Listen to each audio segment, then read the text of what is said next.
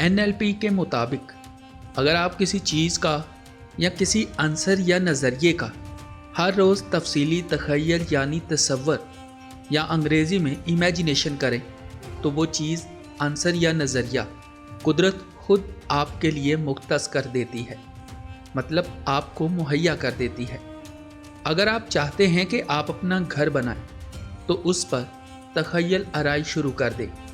تخیل آرائی سے مراد ہے کہ گھر کتنا بڑا ہو، دیواریں کتنی اونچی ہوں، ان پر کون سا رنگ ہو، دروازے کیسے ہوں، چھت کون سی ہو، باہر کے گیٹ پر نام کیا لکھا ہو، وغیرہ وغیرہ۔ اتنا آسان طریقہ ہے، مگر صرف ایک شرط ہے کہ ساتھ میں یقین بھی کرنا ہے کہ یہ ممکن ہو جائے گا۔ اگر بے یقینی رہی تو یہ ممکن نہیں ہوگا۔